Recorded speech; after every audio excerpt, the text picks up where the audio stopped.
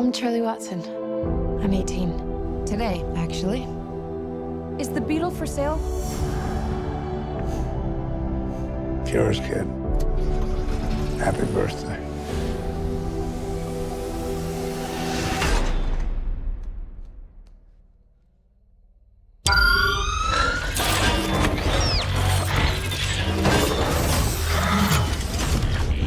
Oh my God.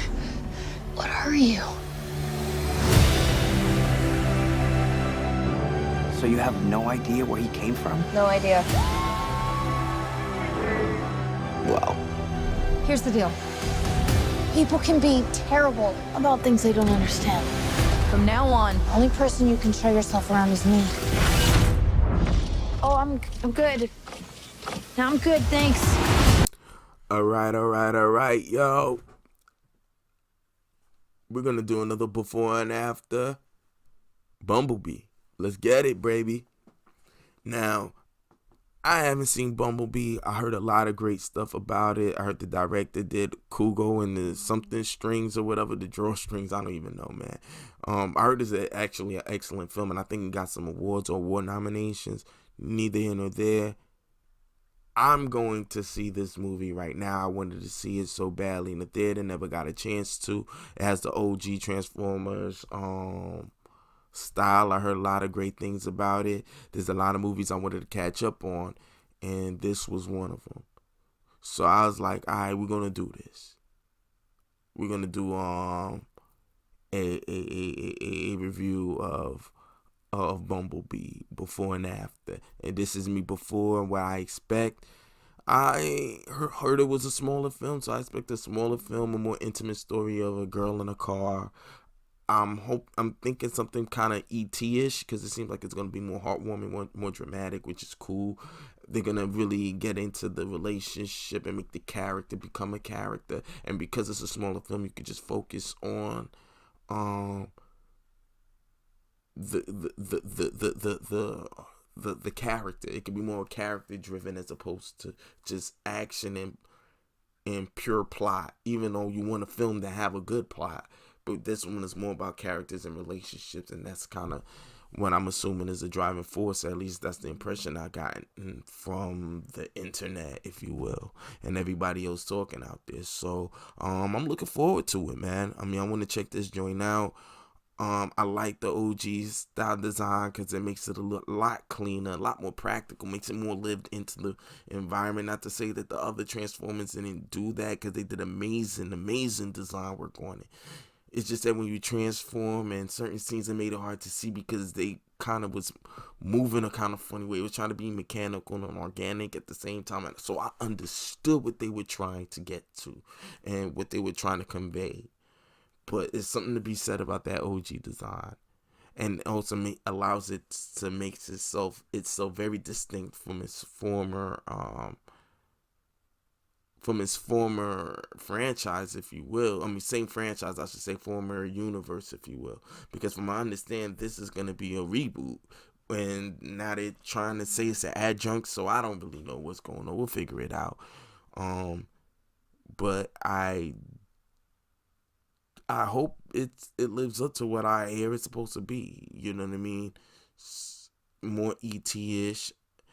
I'm glad that we're focusing on a different Transformer, even though he was always kind of focusing on the first one a little bit. But I like the fact that it's not overshadowed by Optimus, and we could really get. And I hope that they more focus on the Transformers. But anyways, we're gonna go check that out, and I don't know. I think I'm gonna cut up some video a little bit, do a little bit here and there, and then I'm gonna go popping in a couple of minutes. But yeah, and we're gonna check it out, and I'll be right back, man. So hang in there with me and let me know what you guys think. So let's do it.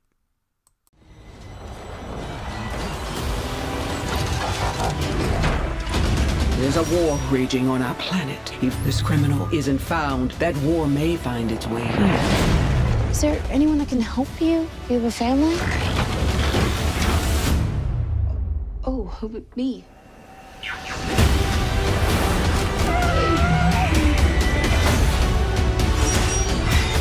they're calling an army. I've seen firsthand, these things really are. Bumblebee. There is only one way to end this war. You must protect Earth and its people. Take it down! My back, Bee!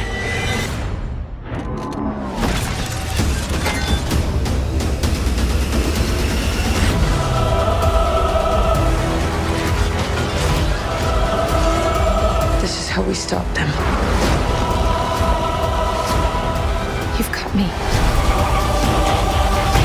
And I'm not going anywhere.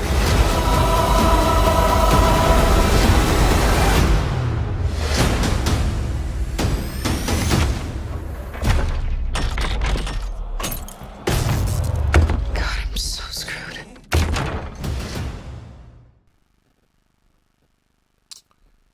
So I finally seen, obviously, as you know, I seen Bumblebee, and this is the I think the 6th installment in the actual franchise. I think they went up to 5 when it came to Transformers, maybe 6, but I think they went to 5. I tapped out around like 3. You know, not that I hated it, I just wasn't really. It didn't really attract me anymore, you know. It got less focusing on the actual characters of Cybertron and more on the human aspects of it, and I think that's where they fell short. But Bumblebee was supposed to be or seen as a reboot to the entire franchise. And what I liked about this one was the major picks about this is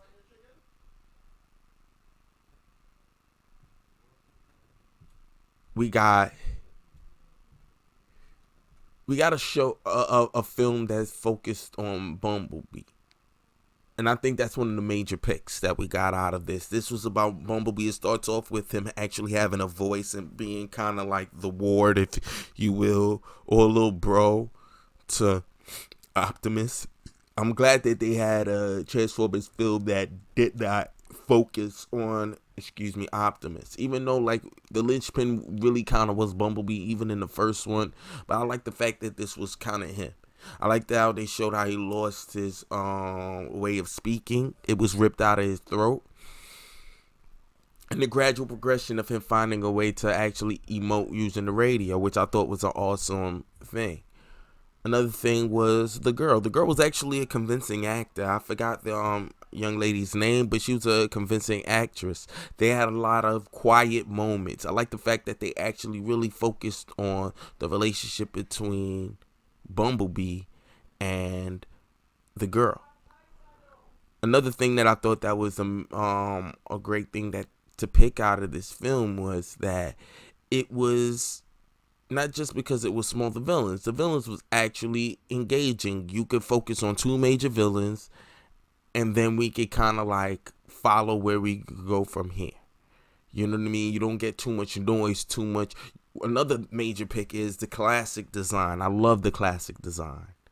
I love exactly that. Not that I didn't like the original or organic metallic look that they had. I thought that was a kind of like an ingenious way to reimagine it, especially to show them in their natural state, apart from the like robotic features, what they were using to hide on the planet. That being said, one of the major things that I wanna, and I might even make it more of a nitpick, was the fact that how did they have those designs on their planet before they ever made it to Earth? Like, why do you have the same type? Because, like, why is he a truck on Cybertron already? Like, and see, I think that's where the mix is. I still would have liked to see like an organic metallic look of them actually on their planet, but and how they could transform into whatever they have there. Then with how it looks when it in translation to when they get down to on Earth. Because I think there was a practical reasoning for it before, but one of the biggest nitpicks in prior films was when you actually see them fight, it's hard to tell who they were, and they look very organic, metallic, even even though they looked a little bit more, you can understand what they were. The dimensions in which they transformed was so minute and so small that it still made it hard to see them actually fight. It just almost looked like a trash bag of metal just attacking each other and shaking apart on each other, which I can understand as that being a big issue and a big nitpick for a lot of people in the prior films that Michael Bay had produced and directed. So this one, furthering the mythology and kind of giving a quite a very good refresh, if you will, focusing and streamlining the story to an alien who is this girl that's coming into her age, into adulthood, and her first symbolic gesture of emancipation, if you will, the first step forward towards that is getting a girl in her first vehicle. To have that, and also whatever she's going through, being kind of more of a tomboyish, kind of really like having her own personal world view and dealing with her own stuff that young adults would deal with. Then she has this car, and how she tries to grow with a character that basically doesn't even know where he's been before and can't even really speak. So he has a very, very childlike innocence towards him until he remembers, and then you kind of see where he is. But when you see his natural protection of her, I thought that was amazing. I love that shot where he just stands in front of her and he just goes into battle mode, and I like certain of the things that they did take from the Michael Bay universe, the battle mode where their helmets come over their faces. I love these type of contributions that he did to the aesthetic that's kind of getting woven into its canon, if you will. So I hope they keep moving forward with this idea. And the young man that's in that film that was in Alita, let's talk about him. He wasn't bad. This is like old school, bare bones film characters, except that they didn't make it more of a romance and more like he kind of crushed on her and she's like, we'll deal with that when it comes, but we're cool type chick. Like, she's not really saying no, she damn sure not saying yes, but she fucks with you, you know what I mean? Like, take your time, buddy. And that kind of chemistry was cool. I mean, he's more of the comic relief, if you will, and I was cool with it. I mean, you can't get too mad at it. It's typical story, right? Just to service the film on a very basic level. And I think they needed to get more basic with it. I think the next film, even though I've heard that the argument was they want to quote unquote Bayify it up. Basically, in a nutshell, they want to up the ante on the action, which, it is what it is, the blockbuster film. They want the explosions. They're going to want to bring this and endorse it and bring it into the film to make it something that is accessible and not accessible, that can make it very attractive towards the little kids. The explosions, the journey, the adventure. You want to have that, but then you also want to have real character moments so you actually feel like you're invested in the story, in the adventures with these characters. And the fact that they try to make it more character driven, I actually enjoyed. And I love the villains too. They streamlined the villains as well, which was amazing, so you could tell a more intimate story. I hope the next film moving forward, the way it ended when he meets up with the rest of the Transformers, I hope that one kind of more focuses on their journey together before they meet the person that's supposed to, like, how they get around, how they move, what they're trying to figure out. Maybe their fights are a little less on Earth and more on the moon. I don't know. I mean, well, they can't. Well, with radar and shit, like, they can't be just going in and out. But something that makes it so they don't go into the spectacle so soon. I want to keep them, like, make it the third movie or fourth movie where we have big city explosions. Let's just try to keep them as small teams trying to pull them out but not wanting to be seen until maybe the second movie is small teams hunting down certain Transformers. So, third one, then they realize there's Energon there, maybe at the end of 2. So now 3 there is a focus about trying to see if they how much Energon deposits. Maybe in 4 that's where you see them having real big wars, because now the Energon deposits, and during these next set of films we start figuring out what's going on Cybertron, the wars on there, so that you feel like they're trying to mine it to bring over there to fight their war there before their war ends up coming over to Earth. So at least you have a buffing space, so that if you want to carry it on for 5, 6, 7 movies, you still got enough to work with before we start blowing up all types of cities and then it starts to become mundane. The nitpicks, for me, yeah, it really just rubbed me wrong about how they're on Cybertron and have terrestrial vehicles on an extraterrestrial's planet. It just kind of threw me off. I mean, like I said, I really do love the OG1 designs, but come on, man. I mean, I was trying to figure that, like, but it's nitpicking though. I mean, like I said, I'm easily entertained, and it wasn't easy to be entertained in this. It was just a real good film, for what it was. Too, it wasn't the best thing I've ever seen per se, and I'm real partial to the first Transformers because I just loved it. It was my first time seeing it, and I think it was the best of this that franchise. But this one's a definite second to me out of all the Transformers movies in terms of live action. And maybe in a lot of aspects I liked it a little bit more because it was more focused on B and the drive as opposed to everything else, and then introduce Megatron, and we didn't need all of that. And then Optimus taking up some time, we didn't need all of that. We could just focus on this, and I thought that was the amazing thing. A smart move for the franchise moving forward. And I think I look forward to what they got in store. Another nitpick might have been, I would have liked it to be just a tad longer.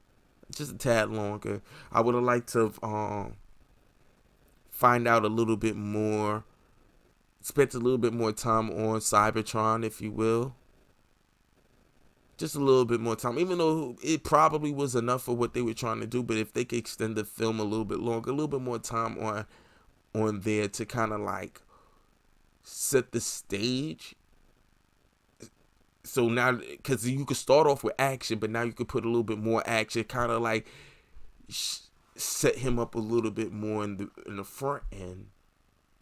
See how the wars really affect them as a team and how he interacts with them on a stronger level. Now, once we just going into, since we have the other films that already we have it fresh in our minds, once you go into this way of doing it, you can actually build up the story more in the action sequences.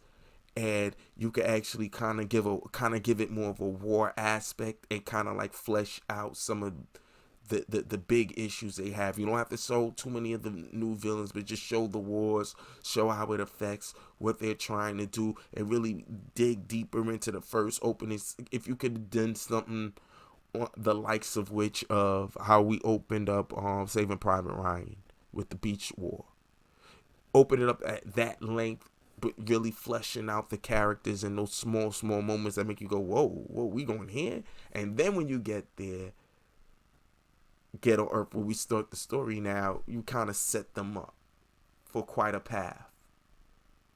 And and you could always have the idea of what's going on out there lingering a little bit through, so you could kind of almost start ratcheting up the need for Bumblebee to remember, so but at the same time, like I said, that's just me nitpicking. Anything else to nitpick? I'd say nothing more. I think this was for what it was a nice, well crafted, all the way well-rounded film that was safe enough in scripting, but dynamic enough in that they went into really streamlining everything else and all the action and bringing it in and telling a smaller, more intimate film, which I think is the excellent way to go. We should have another spectacle film till 3. I think another small film. Maybe focus on what Optimus was doing before he met them. That's a little cheap. That's what I would do. And then it ends with them meeting him, and then do another one focusing it on another character that was out there at that time. And then they all meet for that ride at the very end. So when we do the next next trilogy, it's all of them together, and then you can tell a wider story now, because you already focused on the smaller characters. Now they're all together. Now what can we do moving forward? And tell still a smaller story in that one, if you will, on 4, and then we could kind of gradually grow maybe in 2, the city knows, and maybe it trying to keep that contained, and then in 3, everyone knowing, if you want to do that. Just to get to that, and then you got 6 films right there, easy. And the easy cheat is you can show what Optimus was doing before he met up with him, and another character, team, or squad who they met before they met up at the very end. Then if you wanted to, you could actually make a spin-off villain movie, so that it could all culminate into part 2 or part 3 of the next third trilogy, or set that up for 4. I think that'd be a great way. So after you do 3 individual movies where they all converge at the end, like where Bumblebee did, then when you get into 4, just before we do 4, we do a villain one, a Starscream film. Then we go into what happens in 4, what happens streaming them all up to converge. Maybe we won't see Starscream till 2. And then after we get rid of Starscream, then we could bring Megatron in for the 6th film. And at that point, you could have did another villain film where Megatron, it could have been focused on Megatron. Or you could just did a film on Cybertron. Oh, but I will probably do a Megatron film on Cybertron and make that the focus. Or on another planet. And we can have fun with that. So whatever he's doing out there, he's doing over here, and then he finally ends up on Earth, because for whatever reason, maybe he went to another planet just to hide, or he left because Cybertron fell, or he went looking for Optimus and got lost in space and ended up on another planet, which he tried to get back to the war. And Starscream was his main guy. His Starscream was on Earth, and he couldn't get in contact with Megatron. So Megatron maybe fights whatever he fights, gets back to Cybertron, conquers Cybertron, or gets back into the war there. And then you can have another person that was ruling Cybertron, maybe a female, just to mix it up to be entertaining, not for any other kind of purposes or social political agendas, just to mix it up. Let's go pull out another character that we can actually build up, that actually exists, and maybe a female one for and when I say diversity, not for checkpoint diversity, just for we can actually start building up newer characters, because we already did like Megatron. Just to slow out the rollout, so he can have someone to deal with on Cybertron, so we can have, so when he has to deal with that, and maybe it'd be an internal thing amongst the bad guys, that he emerges, and let's make this a villain that we actually for some reason like, kind of like Thanos, and then bring him over to Earth where they have their new battle. And we already like the other Transformers. The Optimus is always a number 1 winner, but Bumblebee always kind of had the hearts of people, if you will. Let's start building up other characters like Jazz, all other Transformers. That would be the next film, Jazz. And Jazz, and maybe him and another person that's out there, they're looking for Bumblebee.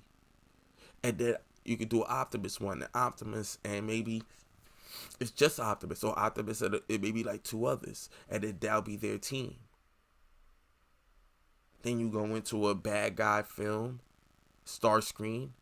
Then Starscream ends up in part 2 after they do the first movie establishing them here, and whatever Decepticons can find them, and then Starscream may show up at the end of that, and then he'll be the main bad guy for part 2. And then we already have a Megatron movie out, and Megatron gets back, is doing his thing on another planet, so we can have fun with that. Then he escapes, gets back to Cybertron, and then he ends up having a war over there with another person, and it's a deeper film, maybe more fleshing him out in his ideals and why he does what he does, and kind of figure out we can mine what goes on Cybertron. You can make a film called Cybertron, and you can find out what's going on with Cybertron right now on the next film.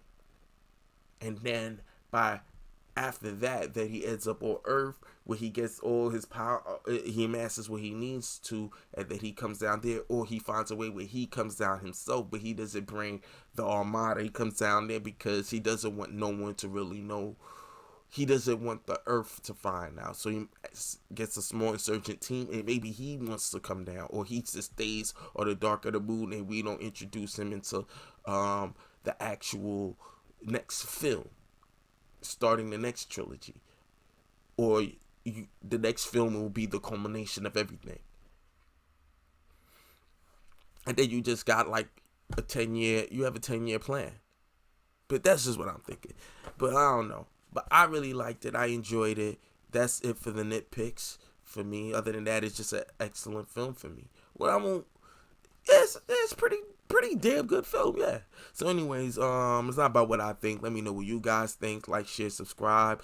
And like always, till I have a better outro, man. Chill.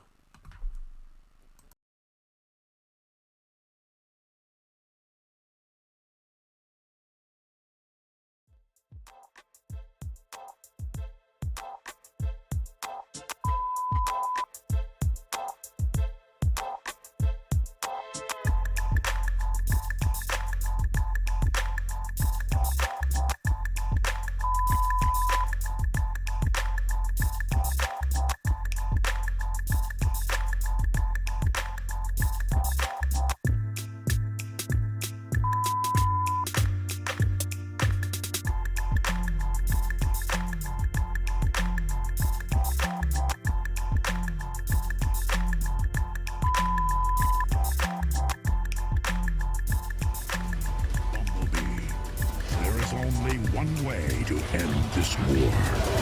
You must protect Earth and its people. Take it down! My back, Bee!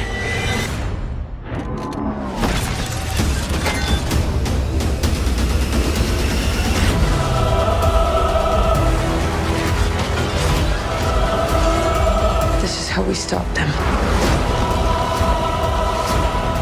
You've got me. And I'm not going anywhere.